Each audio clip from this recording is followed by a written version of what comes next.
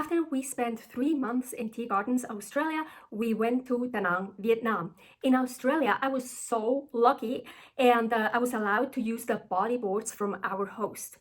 One of the things I saw in Da Nang was those waves look so much better than the ones we had at Bennett's Beach. Here is the video bodyboarding at Bennett's Beach, Australia. We arrived in Da Nang in the evening of January 29th, 2026 and stayed until February 26th, 2026. The first 2 days the weather was nice and warm, even hot when you were outside walking, 25 to 26 degrees Celsius, and the waves looked good, perfect for beginner surfers.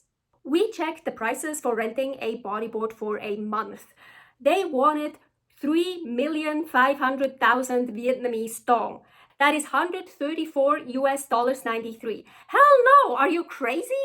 I thought Vietnam was cheap, but apparently not for renting bodyboards. To buy one would be cheaper. I don't remember what she said, but she said to buy one would be about 2.5 or 2 million Vietnamese dong, not US dollars. Well, but when we were there, they didn't have any bodyboards for selling, just for renting. I asked the lady there how long it would take until they would have any boards again for selling, and she said they're on back order and we will contact you when we have some in stock again. But we never got a phone call or a text from her. We looked online. I was so set on buying one.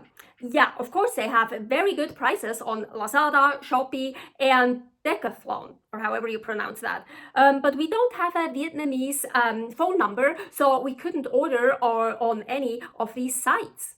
Okay, I was so excited to get my own bodyboard, to lug it around on all our travels, maybe to be able to use it again in South Korea, for sure somewhere next year when we'll be in Central and South America. I was so excited. Okay, it's not possible to get one, and for sure I'm not gonna rent one for those outrageous prices for a month, and especially when the weather conditions are unstable and my health condition is unstable as well. If I rent a bodyboard, then I feel like I have to at least use it 6 days out of a week. Okay, everything happens for a good reason, right? So, okay, I won't get one. Okay, I won't be able to enjoy the ocean in Da Nang, where the waves looked much better than in Australia, where we were for 3 months. Okay. Paul got the great idea to check Amazon. Yes, they have some. Hey, don't they have almost everything, Amazon? But every time we put in my size, the biggest, 42, they weren't able to ship it to our Airbnb. Fuck. Finally, we actually did find one that they would send in my size to our place. Yes, I get my own bodyboard. Yeah! But the shipping was so fucking expensive. The shipping was more expensive than the board itself. And Paul said that's just not worth it. And yeah, of course, I get that. Okay, I already decided that it's okay that I don't get one. It's okay. But please don't do that to me. Giving me false hope. That sucks so much. It hurts so much. I had the idea to go on Facebook and to post in groups and ask where I could buy a bodyboard, or if someone has one, they would sell it to me. So I didn't really find surfing Da Nang groups or something like that. I only found a group where you can post what you are selling. So I couldn't even put the post up that I'm looking for something. So yeah, you could only say you're selling this, you're selling that. That was a bit stupid. But then I found an expat Da Nang group and a digital nomad group. So okay, I posted there that I was looking for a bodyboard to buy, and I didn't expect anyone to respond. And no one did reply in the digital nomad group.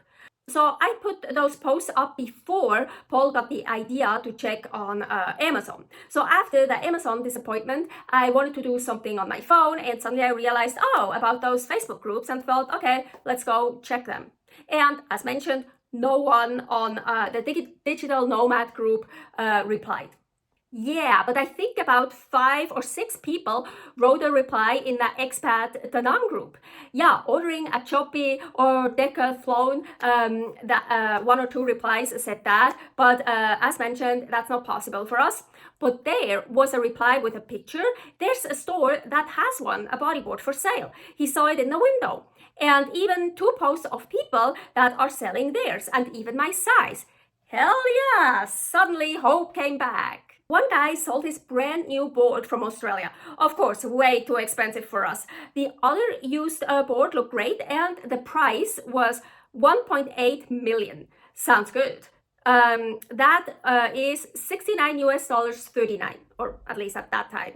So, but the next morning we went to that store to check out the board from the picture that the guy saw in the window. Of course, it's a kid's board, but next to it, what you couldn't see from the window, so you couldn't see it in the picture, there was a bigger board for adults. But of course, not my size, still too short for me. I'm 174 centimeters tall, 5 feet 8.5 inches. Yes, taller than average, but I'm really not that tall at all, really. But yeah, in Asia, in Southeast Asia, sometimes I felt like a giant. Anyways, Paul more or less grew up on the beach, on the ocean. For 24 years, he spent every summer at the ocean with his lifeguard buddies. He said that board is totally fine for me, the board for adults, but it was actually not my size. It'll work, that's what he said. And we were also thinking about our travels. Yeah, the board in that Oxymart next to the corner pub was much lighter and smaller than the one I used in Australia. It would be much easier to travel with that little board than a bigger one. We travel with planes, trains, buses, ferries, cabs, and the price of that board, 1,090 Vietnamese dong. At that time, 42 US dollars 02. Great price. So we bought it. It was a rainy day, gray and kind of cold. And I was so overjoyed and super happy. But yes, of course, the first 2 days in Da Nang, perfect weather, hot and good waves. As soon as I got my board, rainy, overcast, cold. And storm surge waves, what I'm really not good enough for it. And I really don't want to invest in a wetsuit. I already got fins in Thailand. Here is the video, Batam, Indonesia to Phnom, Thailand, part 3. So yeah, it's already crazy enough to log around a bodyboard and fins all over the world and not even being able to use it most times, just very few places. So I really didn't want to invest in a wetsuit that's expensive, that's heavy, and log that around as well. So I'm just gonna toughen up and hope for warm conditions. In a nomad life, you start to learn to travel and live with only necessary things. And of course, those necessary things are different for everyone. We, for example, have like so many supplements. So after 1 year and 10 months, we decided to add a bodyboard to our luggage. And yes, of course, it's not a necessity at all, but I was so overjoyed. As mentioned, the first 2 days we were in Da Nang, the weather was really nice. Then we bought the bodyboard, the weather wasn't nice anymore, raining and much colder. It stayed like that for 3 days. Then finally, 2 days of 26 degrees Celsius and sunny. Perfect weather to try out my new bodyboard, but I was laying in bed with period cramps and needed 4 Imodium to stop my diarrhea. Not able to eat anything without getting sick. Every movement made me nauseous. And I got so weak again, Paul had to help me to get to the bathroom. Or even to just sit up, he had to help me. I was sick for 1 week, 7 days. Will I be able to try out my new bodyboard in Da Nang, Vietnam? It sucks being chronically sick. It always messes up your plans. It takes so long to recover. And honestly, even on my best days, I still have issues. So every single day I have some issues. Stay happy, stay healthy, stay positive.